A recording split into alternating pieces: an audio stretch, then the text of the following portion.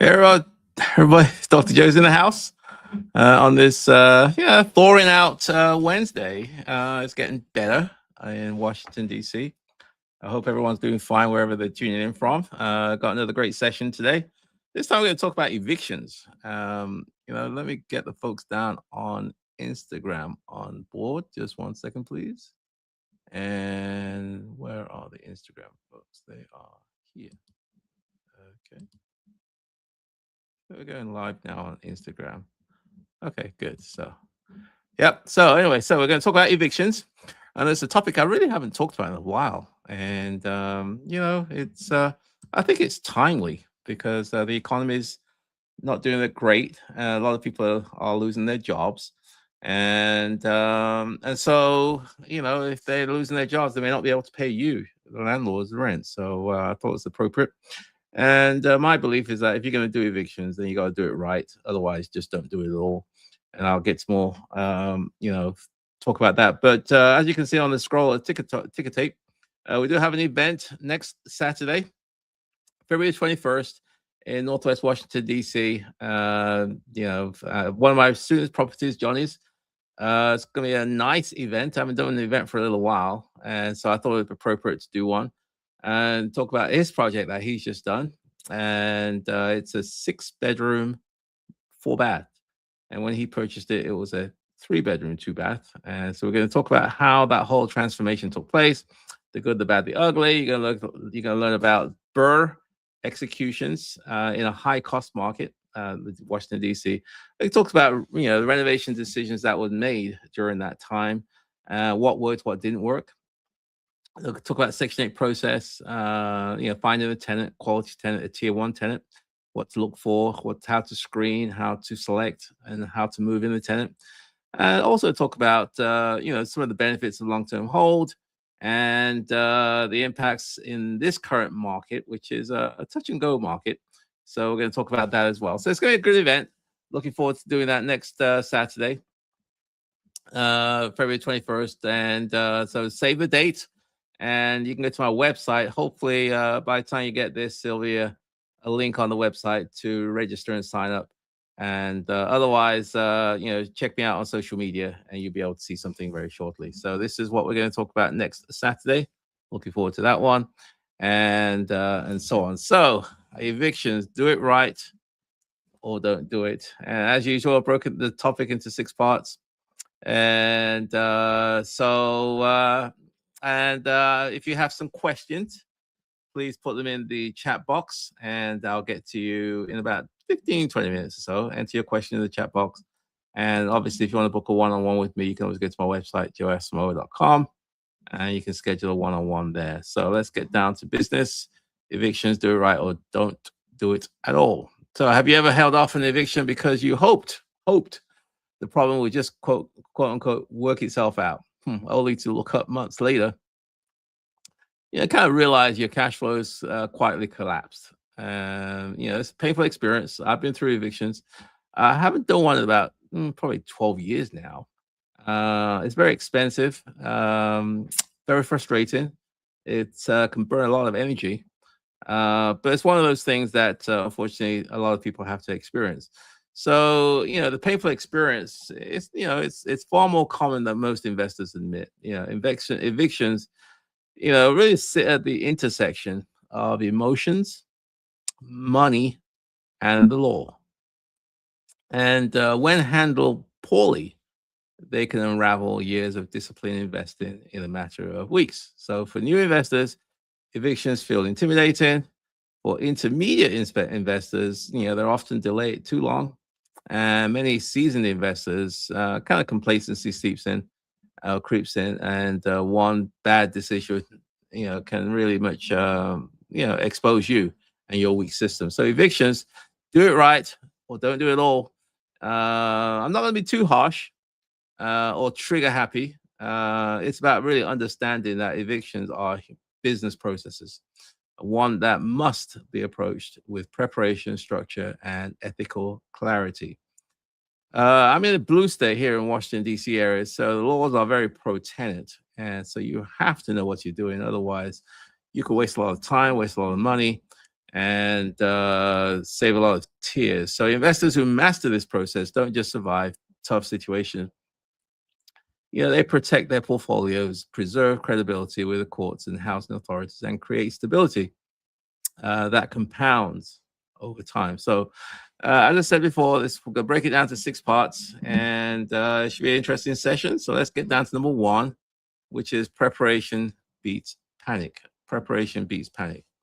And the question to ask is, why do most eviction losses happen before an eviction is ever filed? So why are why the losses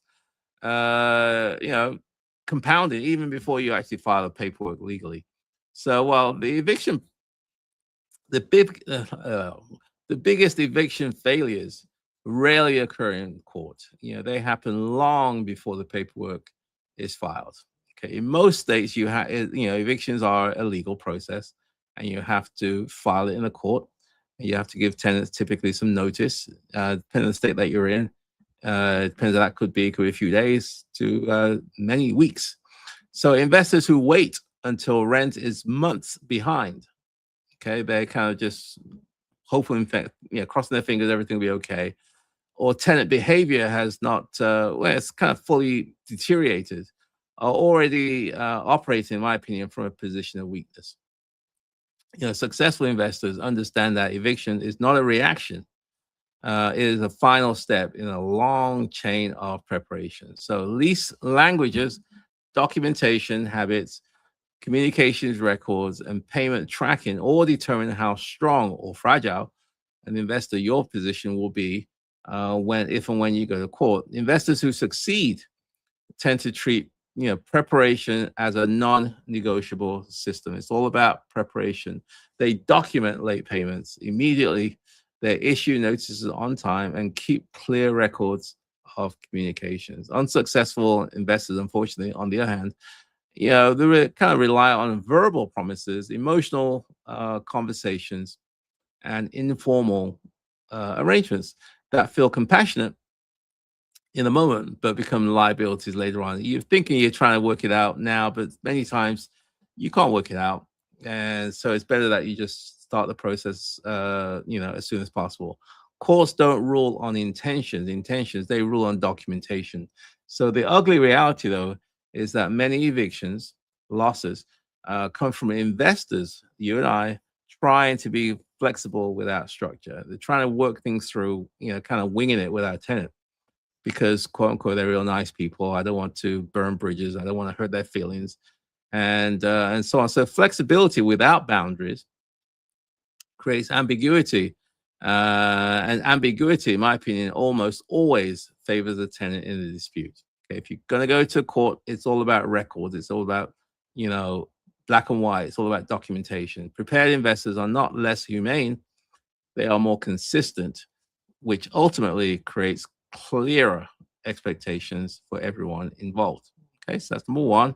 It's all about why do the losses occur even before you file papers. And number 2 is emotions are expensive. Emotions is expensive, and you shouldn't run your business on emotions. The question is, how much has emotion already cost you in your real estate business? How much does emotion really cost you in your real estate business? Well, evictions trigger a lot of strong emotions. It's a very, very emotional process. Fear of confrontation, guilt, frustration, and even sometimes anger creep in. While investors who allow emotions to drive decisions often delay actions, they make inconsistent exceptions. They'll do it for one person, and another scenario for another person, and some of them even avoid enforcing boundaries. They avoid enforcing their lease agreements and things like that. So the result is usually a prolonged non-payment, and escalating behavior issues, drama, and increased legal exposure. So emotions clouds judgment, and judgment is exactly is what eviction situations demand the most. It's all about judgment, not emotions. Seasoned investors like you and I, hopefully, who have been burnt, tend to share the same lesson. Emotions doesn't make evictions kinder. It makes them messier. Clear, professional, and consistent action actually reduces stress for both you and for your tenants. So when expectations are enforced early and calmly, well, situations are less likely to spiral into hostility or legal escalation. So the investors who fail most often are not uncaring, they're just inconsistent. So tenants who receive, kind of receive mixed signals. Deadline shift, enforcement becomes unpredictable. So they just don't know. Some people like to push the envelope, see how far they can get away with. And if you don't have clear rules, then when do you stop? When do you say enough's enough? I don't know. You got to just have the rules and enforce them. The inconsistency often weakens your credibility in court and creates confusion on the ground. So emotional decision making feels humane, yes, but in eviction scenarios, it's often financially brutal. Okay, so that's number two, which is emotions are expensive. Let's go to number three, and the three is the law is not on autopilot. The law is not on autopilot. And the question is, are you assuming the law will protect you, or have you actually aligned your processes with the law? Well, one of the most damaging assumptions investors make is believing that being quote unquote right is enough. It doesn't matter if you're right or wrong. Courts don't care about fairness narratives. They care about procedure. Did you file your notices on time? Did you miss any notices? Did you were your timelines wrong? Did you have improper service? Were you non-compliant in terms of communications? All those things can derail an eviction, regardless of how justified you may feel. Investors who fail often discover, really too late, after months of additional loss, that they should have done it a certain way. Here, unless in Washington area, yeah, you have to follow the rules. If you don't, your case could get thrown out after waiting several months to get a court date. So successful investors invest time in understanding the local laws, court expectations, and also what's going on in the tenant's environment, evolving tenant protections. Okay, they don't rely on outdated advice or assumptions from the past experiences. They adapt their system as regulations tighten and enforcement standards change. So this vigilance is not optional. It's a competitive advantage. It really is in your best interest to know the laws, how they're applied, and the do's and don'ts. The bad stories almost always involve investors who skipped a step or followed some kind of informal guidance. So the good stories come from those who treated compliance as an operating system, not a box to check. So mastery of eviction law doesn't require legal expertise, not always, but it does require respect for the process. Again, we're going to go to Q&A. We're going to go to Q&A in a few minutes. So if you have some questions, please put it in the chat box and I'll get to you shortly. And as I mentioned, we do have an event next Saturday, February 21st at one of my clients' students' home in Washington, D.C., Northwest. If you want to go to the environment, it's going to be a really good one.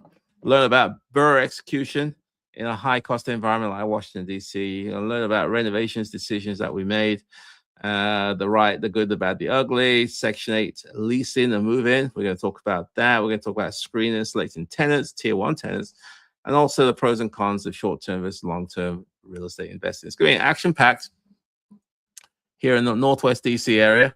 And so go to my website, www.joeasimo.com, www.joeasimo.com to sign up. If the link is not up, it should be up in the next day or so. You go to my website and social media, and you should be able to register through that. It's going to be a good session, and looking forward to hopefully seeing you there. Let's go on to number 4 of 6, and 4 is cash flow is the real victim in a eviction. The question is, how many months of rent can your portfolio afford to lose? quote unquote, silently. That's how evictions play out. It's a slow process, and you don't always get paid. In fact, many times the tenants trash the house on the way out, so your cash flow becomes the victim. Eviction rarely destroys portfolios in dramatic fashion. Instead, they erode cash flow quietly. Missed rent leads, missed rent leads to deferred maintenance because you don't have the money. Strained reserves, your reserves are going low, and delayed reinvestment. So obviously, if your money is going low, it means that you got less money to do other things with. In addition to that, it's also very stressful as well. So investors who underestimate this compounding effect often realize too late that one unresolved tenant issue has weakened multiple properties. One bad apple can spoil a whole bunch. So successful investors view eviction timing as a financial decision, not a moral one. Delaying action does not preserve cash flow, it drains it. Investors who act decisively within legal boundaries tend to shorten loss periods, and also they tend to stabilize their income a lot faster. So the ugly truth is that avoidance feels cheaper in the short term, but over the long term, it really is quite expensive. So cash flow consistency, not all occupancies at all costs. So it's really what you have to look at your portfolio and see how long you can survive for a period of time. Let's go to number 5. Systems systems scale, improvisation doesn't. System scale, improvisation doesn't. So the question is, if you doubled your portfolio tomorrow, would your eviction process collapse?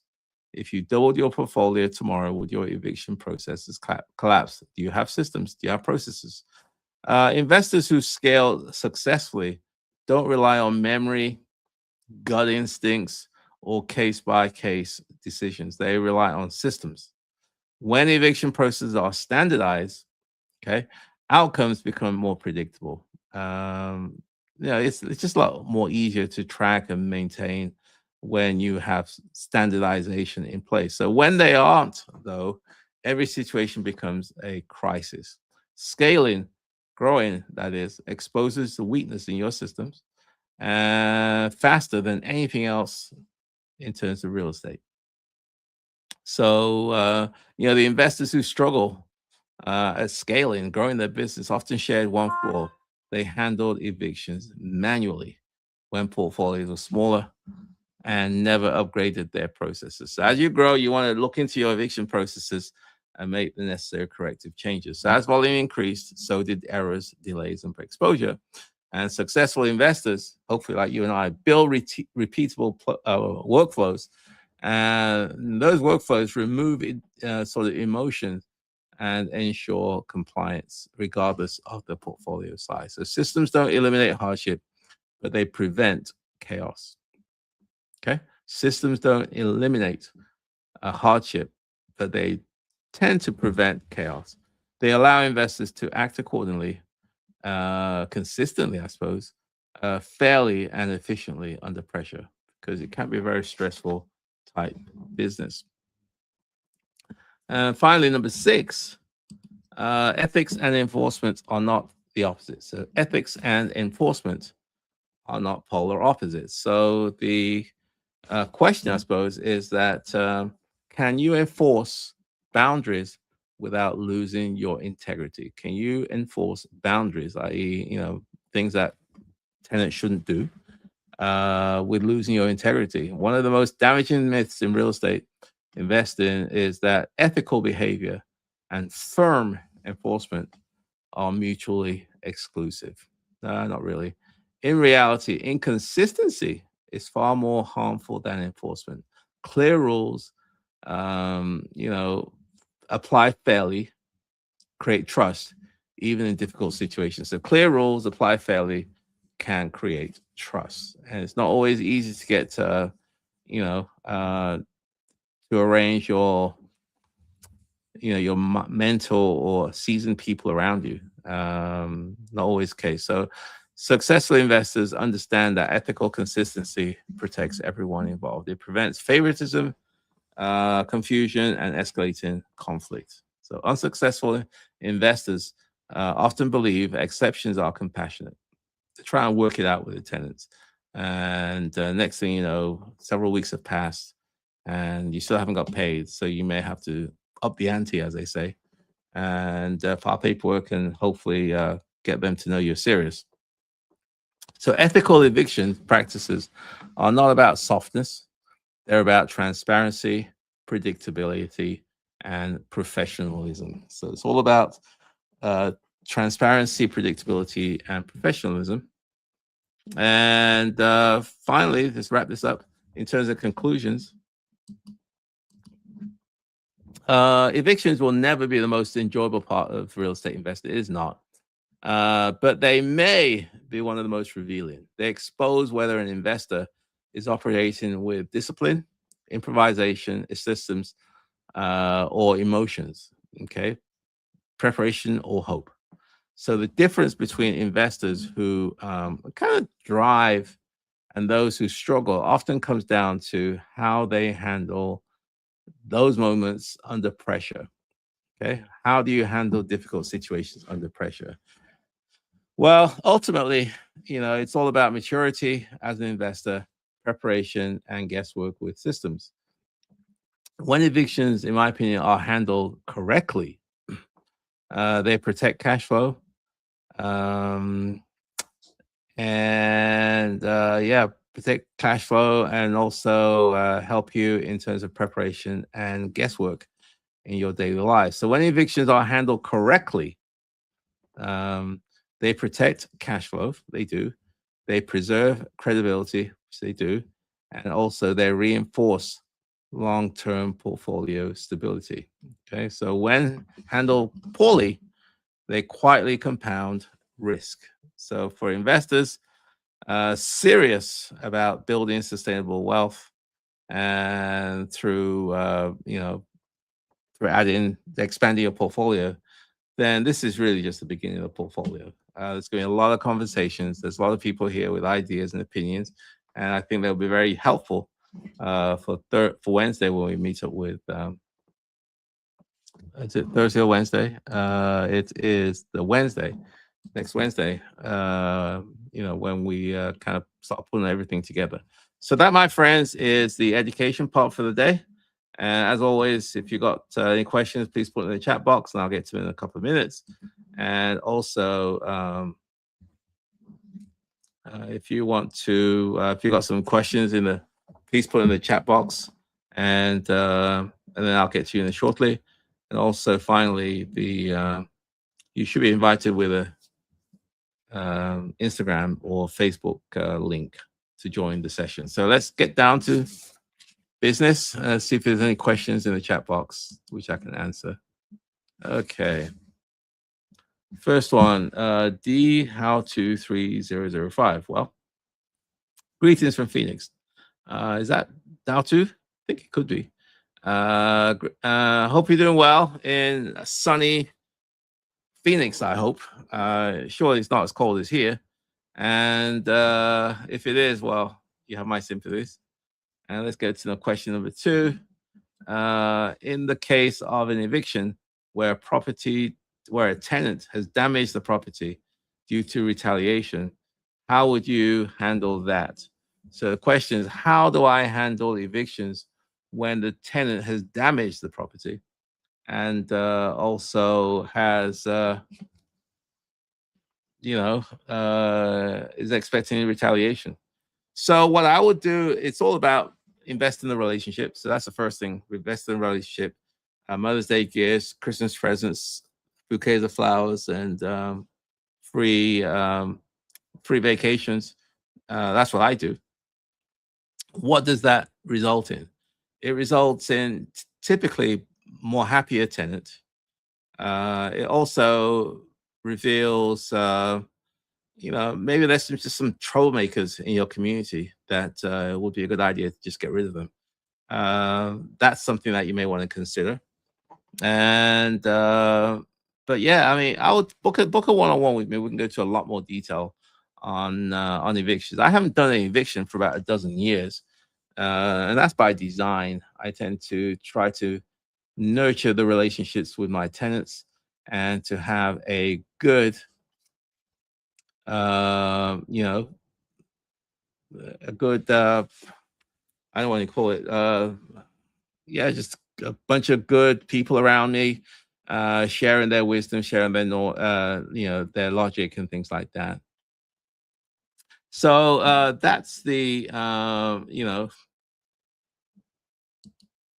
and then finally, it says here, do the housing counselors typically kick tenants out of the Section 8 program if they get evicted? That's a good question. Do the housing counselors typically kick tenants out of the Section 8 program if they get evicted? Yes, absolutely. The whole idea of joining the program is that they have rules and you're advised to follow the rules. And that means paying your utilities, it means taking care of the property. All those things are the responsibilities of the tenant because if they don't comply,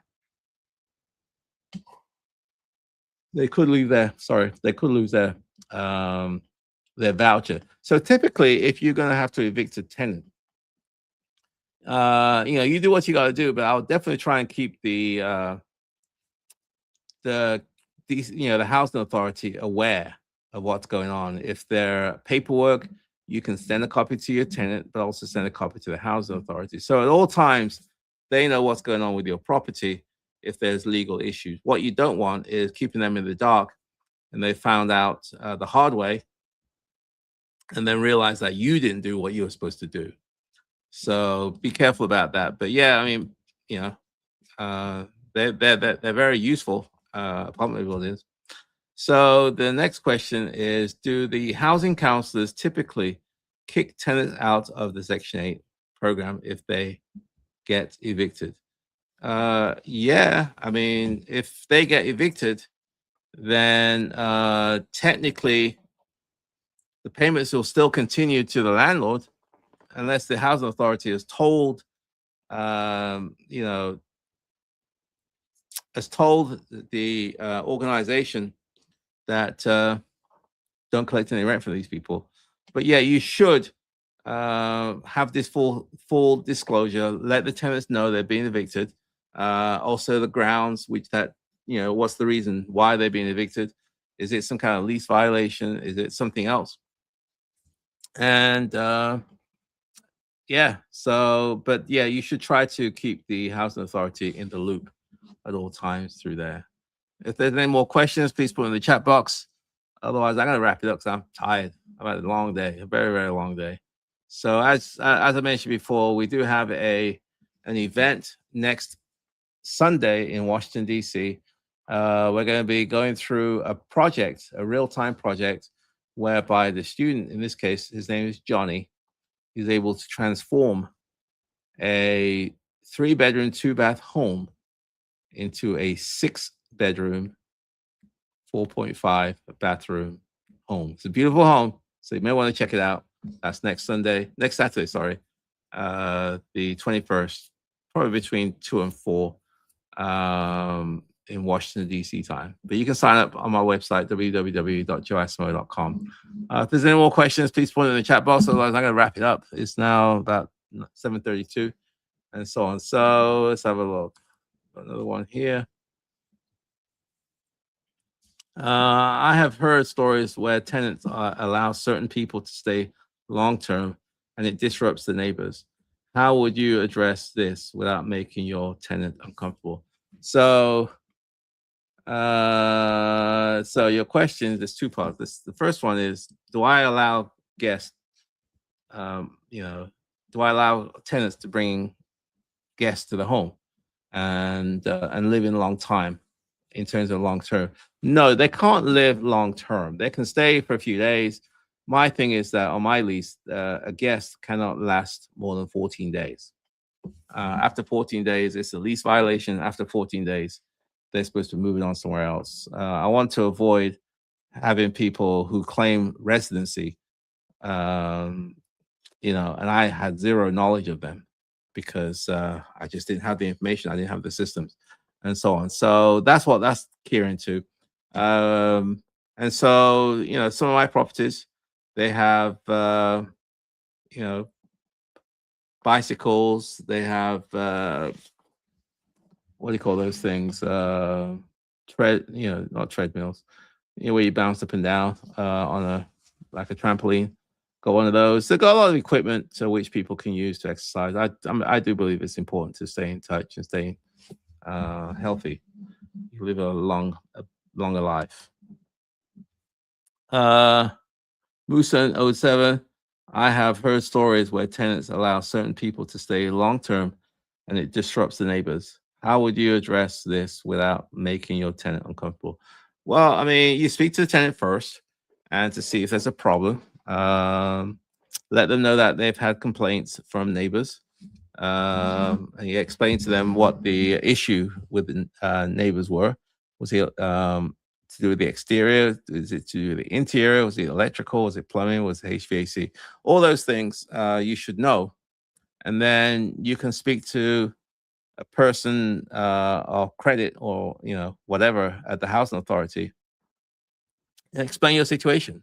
You either have a property in the program or you are going to have a property in the program. Definitely give them all the important highlights and all the things that put the house in good standing. And likewise, when it comes down to the on the downside, when you have to rent and things like that, that's when it can get tricky if you have the wrong appraiser who's just wasting your time, and they're kind of like problems. So I try to avoid problems at all costs. So I think I'm done. Yep. So okay. So again, we have an event on February 21st in Washington, D.C. It's one of our properties where a student of mine, Charles, was able to renovate this house. It's $300,000 renovation. Beautiful house. It came from a 3-bedroom, 1 bath into a 6-bedroom, 4.5 bath. We'll talk about the BRRRR execution strategy in a high-cost environment like Washington, D.C. Talk about renovations, the good, the bad, the ugly, why we made decisions the way we did. Talk about the leasing and move-in process. Why do tenants want to rent from me and why do they not want to rent from somebody else? We'll talk about screening, selecting, and also interest rate impacts. Interest rates are definitely on the upswing over the past few months. So I assume that it's going to be a little while before that thing, breaks off. So with that said and done, my friends, I'm going to wrap it up for the night. I've had a long, long day, and hopefully it was as helpful to you. And hopefully I'll pass across this time next Wednesday at 7 p.m. I'm going to go to Ghana in a couple of weeks for 3 weeks. So look out for my travel explanations. So my friends, that's it for the day. I'm going to, let's have a look. Yeah, I'm done. So I'll speak to you guys later. Have a good weekend. Take care.